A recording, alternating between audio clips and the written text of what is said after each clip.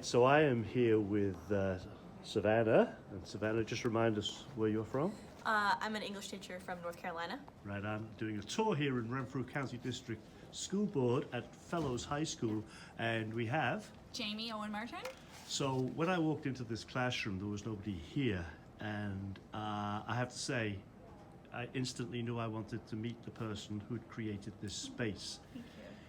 It's beautiful. There's a you. calm, and there's a spirit of creativity within good. it. That's wonderful to hear. Why is that so critical, Jamie? Why is setting the space so critical to learn, to unleashing learning? I don't have any issues really with discipline with my students or with motivating them. They come in, they feel very comfortable, they feel really at home, and that's already established for them, I think. And so they just feel at home here, and they comment on that sometimes. Like they said they wanted a welcome mat at the door one day, and everybody's calm, and Yeah, and that gives you the starting point that you need. yes. Yeah. Yeah. Savannah, your impressions, because you too are an English teacher, and so I heard you commenting to Jamie and wondered what your impressions were. I mean, I too think a lot about how I design my room, and so actually we were hoping that we could come in here because we peeked in, we saw your fireplace. I have the fireplace going in my room do as well. you? Oh, Yeah, that's it's great. I mean, students will come in and pretend to go up to it and feel Yes, yeah. warm. That's so cool that you do that.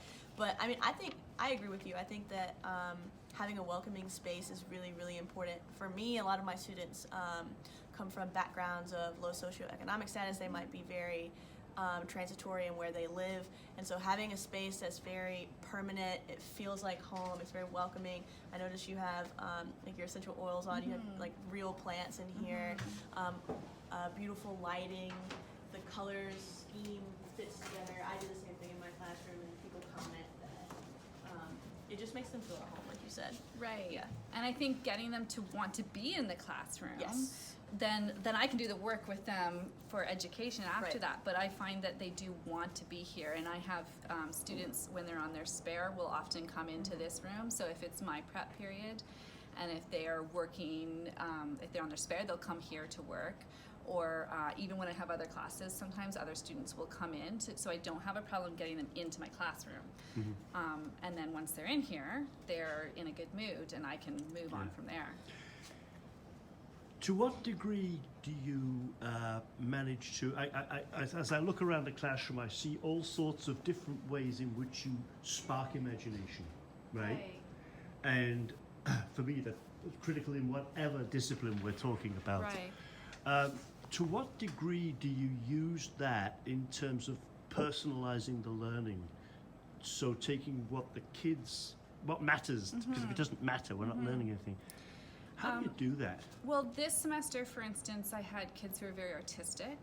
So I have paint by numbers around the classroom. And so if they might be having a book talk or working on something in class, but they also often have a big canvas in front of them and they're just painting away. But last semester, I happened to have a group that was really interested in like circus stuff, so I had circus props in here at that point. So we had like juggling balls and hula hoops and stuff, and they were always sort of moving and throwing things around the room, and I had to take my lights down because that was just what interested them. So I do try to find out. There's a group this year that really wants a class pet, and so they're working hard to convince me that a class pet, which I think would be a fabulous idea. That would be really fun. Yeah. Savannah, for you, how do you spark that imagination and to bring out that creativity? I think that I'm learning stuff from just being in this room. We looked at this display as well, and that was really inspiring. I think that's something. I'm a 5th year teacher, and that's something that I can grow upon as well. I was just thinking. You asked earlier this week about what do you see at the intersection of creativity, innovation, and learning. Leadership, creativity. Yes, those all ideas. of those together. And I think everything that you're saying really speaks to the value of knowing your students and forming those relationships. because just, I mean, you had them in your room and you learned what they loved and what motivates them, and then you changed your physical space and you're teaching to reflect that, to re-engage them and get them back. So it's not really answering your question, but I'm just so impressed with your environment, how forming those relationships can help motivate student learning in that way and inspire that creativity. You know what? Be great if we could continue this connection as we move on our journey to see how we learn from each other. Thank you so much for your reflections and your time. Thank you. Thank you.